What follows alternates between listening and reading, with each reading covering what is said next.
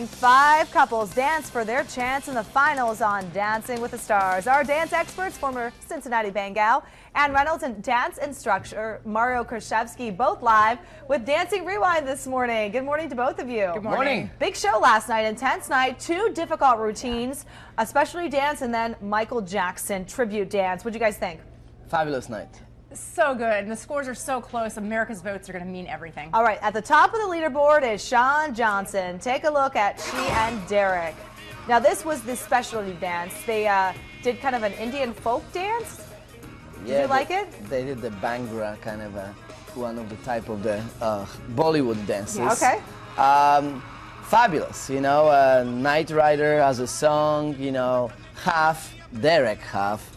As a rider, you know, fabulous, so very energetic choreography, perfect score. And they're dancing right there to Bad, the Argentine tango.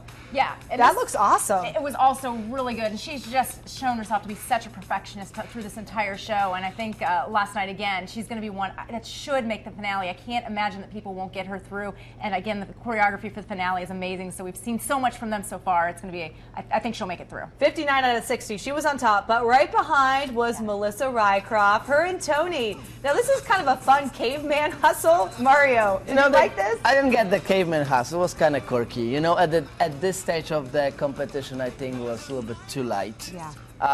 27.5, I think a little bit overscored.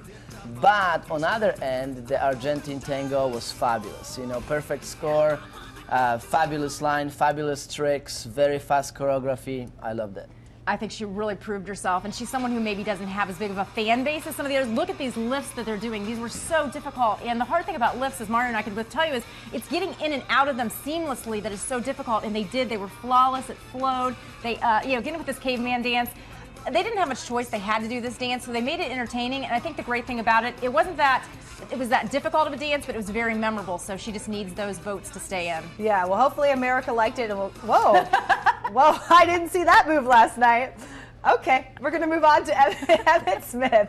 He and Cheryl. Now, Ann, you said there was really no wow factor in this, and this is you know, an intense week, and you don't think he brought it? I love Mario, or not Mario. I love Mario. You should I love Mario. Emmett as well, but you know, I just feel like with him, I don't think this was as crisp and clean as some of the other dancers are at this point in the competition. But the other thing is, when you have all those twists and lifts and flips that we're seeing the other ones do, I feel like that he just didn't quite have that wow factor, and that may hurt him for the finale.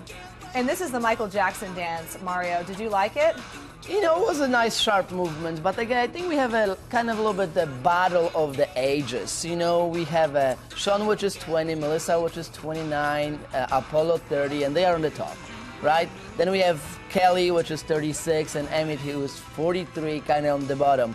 I think, I don't want to say the age is the factor, but definitely the 20 years old have more stamina, they're more flexible, they can do much more than, you know, 43 years old Emmett. But don't count him out yet, because he has a huge fan base. That's true. Kelly Monaco also has a huge fan base. Now, she ended up at the bottom. So 5 performers, she was at the bottom. Her and Val, you know, you said, Ann, it was passionate, and that's what they've been bringing. And that's what they need to bring, because I don't know that she has quite the technical ability that some of the other dancers do, but they have such a chemistry. And we talked about that fan base, the soap opera stars, and a lot of people that watch Dancing with the Stars, they want to feel that passion. They want to feel that when someone dances, and these people bring it. It is like a soap opera on stage. So they're bringing something that people are really feeling, this connection between them, and that's something special in dance. I mean, to be able to evoke emotion, they definitely do that. And they actually, Mario, ended with a kiss.